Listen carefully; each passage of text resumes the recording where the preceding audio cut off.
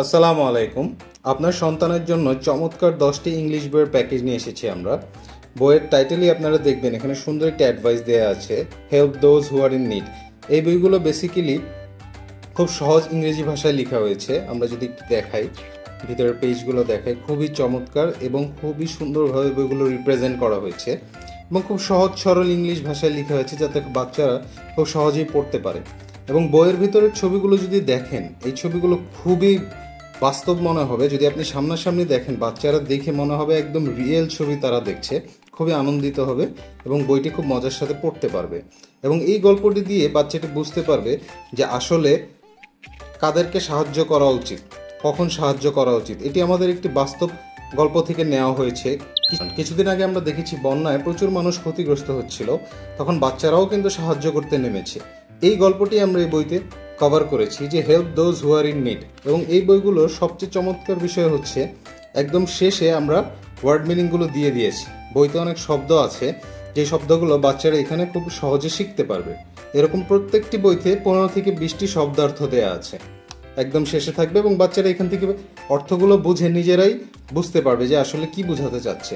তো একটি গল্পের বইয়ের মাঝে অ্যাকচুয়ালি তার গল্পটাও শেখা হবে, একটি উপদেশও নেওয়া হবে এবং সে 15 থেকে 20টি শব্দার্থও শিখতে পারবে।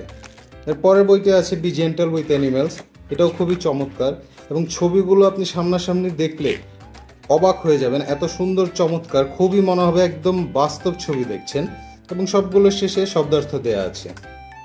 এরপর আছে ডিসিপ্লিন আ ওয়ান্ডারফুল হ্যাবিট।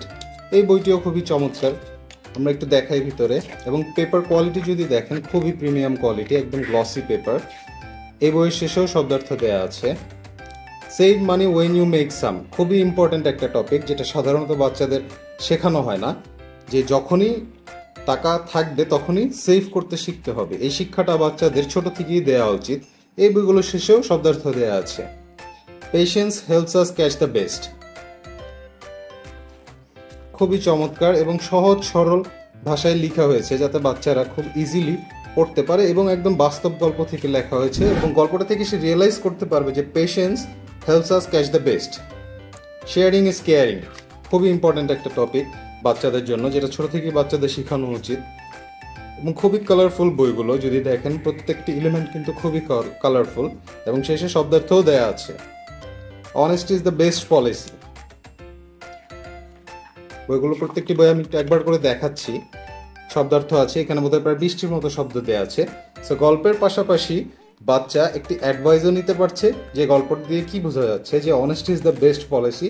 এবং শেষে সে এই শব্দগুলোর অর্থও আলাদা করে শিখতে পারছে। Forgiveness makes you happy.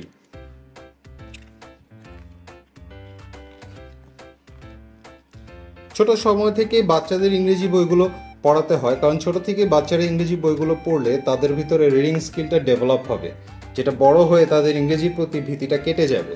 তাই আমরা খুবই সহজ ভাষায় বইগুলো লেখার চেষ্টা করেছি যাতে বাচ্চারা খুব সহজেই পড়তে পারে এবং ইংরেজির প্রতি ভয়ভীতিটা আস্তে আস্তে কেটে যায়। গুড ডিডস আর রিওয়ার্ডেড।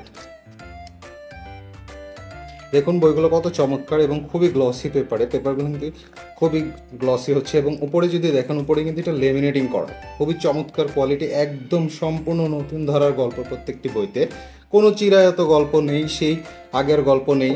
নতুন প্রজন্মের জন্য আমরা নিয়ে এসেছি একদম নতুন সব গল্প।